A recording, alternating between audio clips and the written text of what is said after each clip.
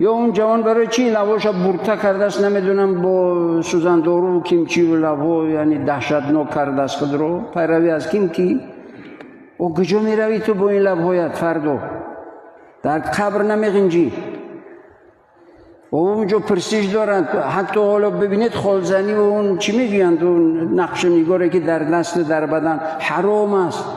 پروردگار این جسم رو برای تو امانت دادگی هست، این جسم امانت است. حالا چی کسی را بزنید یا خود رو بزنید حرام است. کسی رو ظلم کنید یا به خود ظلم کنید، هر دوش گناهش برابر است. این معنی رو ندارد که هر انسان اختیار داشته باشد در جسمش که یک گوشش رو ببرد یا که نیمی گوشش رو ببرد یا اینکه بینیش رو تغییر بده. او پروردگار به بهترین شکل خلق کرده است، در هر شکلی که نباشد. سعید گله ولقد کرمنا بنی آدم، ما انسان رو، انسان قطع نظر از ایمان اعتقادش قبل از همه همچون فرزند آدم، همچون انسان میگوید ما انسان رو محترم و مکرم آفریدیم. این انسان مکرم و محترم هست و تمام موجودات رو در اختیار این دادگی هستیم، باید با راه حلال استفاده کند.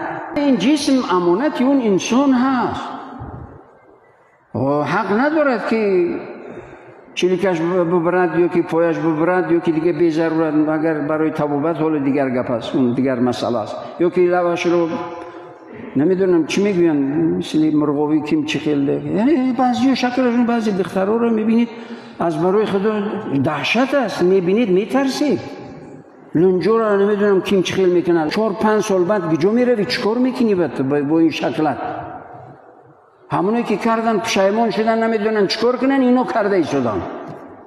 و انسان عاقل باید یک بار بپرسد که همین لوا را برتا میکند، نمیدونم چی بگیم دیگر، یا چیزی نوی هست که حالا نام ندارد، باید که فرهنگی و زبان شناسا باید نامگذاری کنن، ببینن بسنجن که حالا کردگی ها چی شدن، کردگی ها چی شدن که من میکنم، اگر میکنم زیان میبینم یا فایده میبینم. و خداوند عزوجل در بهترین شکل آفریده است، فی احسن تقویم میگوید پروردگار انسان رو در بهترین قالب آفریدمت. میگوید ای انسان خود زیباترین باشد، خود بدروترین باشد، بیزیبترین باشد، فرق نمیکند. و این شکل اعتبار ندارد. چشم چگونه است، بینی چگونه است، چهره چگونه است، قد و قامت چگونه است، برای انسان این مهم نیست. چرا که پروردگار به همین شکل آورد. نه پدر و مادرت کاغذ قلم داشت که بکشن که قدش چند متر نمیدونم که